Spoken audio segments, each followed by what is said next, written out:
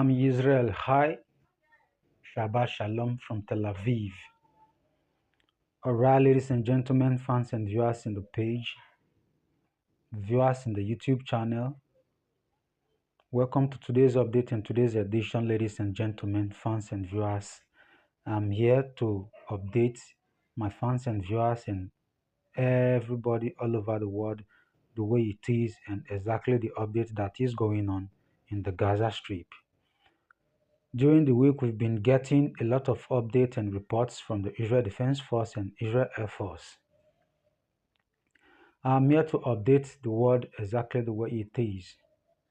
Do not forget when Benjamin Netanyahu, the Prime Minister of Israel, was in Washington, D.C. some months back to visit the President of America, President J. Donald Trump. A lot of negotiations and ceasefire opportunities was given to the Hamas group, but they refused to accept the ceasefire deal and release all the hostages in their captivities.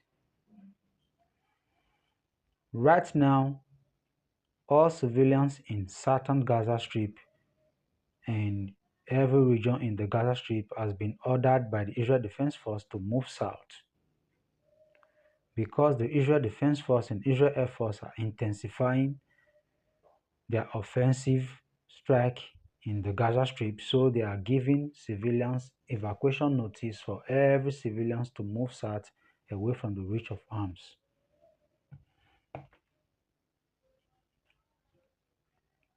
Second day IDF strike Gaza high-rise, it says self-Hamas terror operations.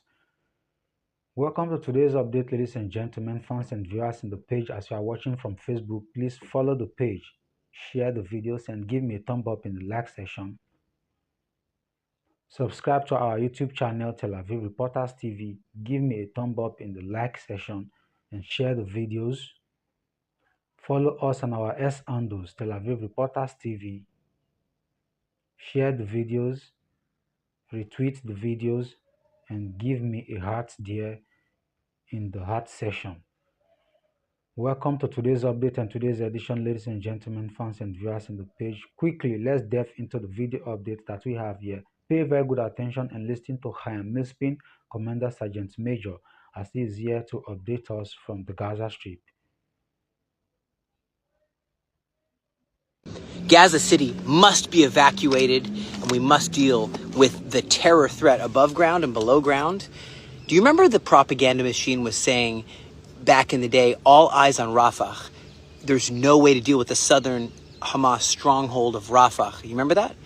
And there's nowhere to go. You know, everyone moved. It was a precise operation, as smooth as it can be.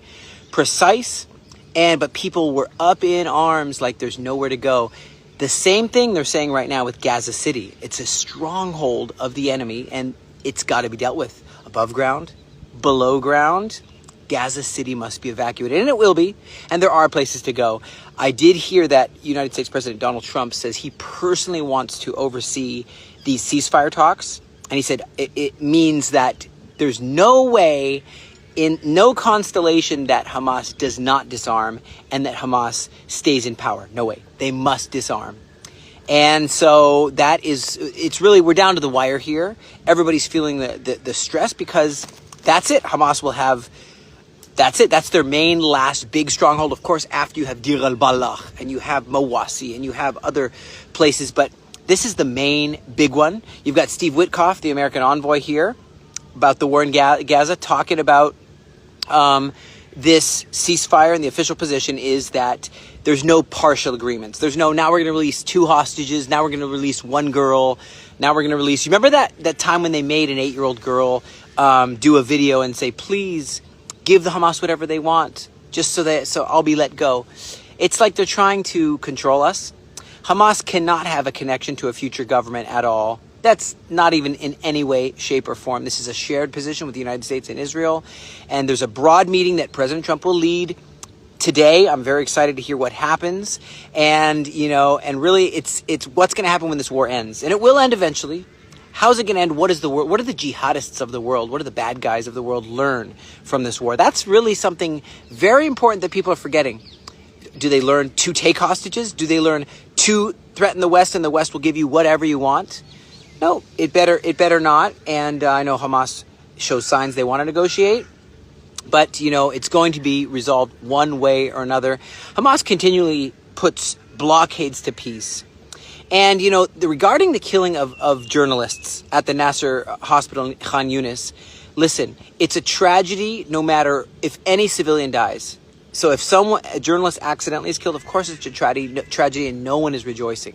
Of course, keep in mind, there are many of these who will throw on a press vest and that says press, like they're a journalist, and really they're actually totally in the higher ups of Hamas, friends with Sinwar, friends with Khalid Mashal. My wife wanted to write a book, maybe she will, about miracles throughout this war, proof that God is watching over Israel. I mean, those missiles from Iran, time after time after time, didn't do the damage. They did some damage. They didn't do the damage that they thought they would. Is it just technology, or is there more? I like what I hear from the Kfir brigade, the fighters there, the IDF heroes. They say it's nothing short of a miracle. Recently, that ambush, I did a video about an ambush, right? Nothing short of a miracle as the terrorists ambushed us. I mean, suddenly they came out of everywhere. And they threw about 8 different grenades. They came out of an underground shaft that we had already checked. Our guys in Yahalom had checked this shaft, and we thought it was empty. We didn't blow it up yet. Can't do everything all at once. Came back later, and terrorists had found a way to enter that tunnel shaft, and they came out throwing 8 grenades. And they wanted to abduct soldiers. They even brought stretchers, and it wasn't for their wounded, if they have wounded. No, it was to take soldiers. And only 2 of those grenades exploded. Is that all just by accident? And they happened to attack when everyone was at their peak of readiness. It wasn't the middle of the night. And they have guards at night too, and there's operations all night long. But it was really a moment where it could have gone another way. It could have really gone bad.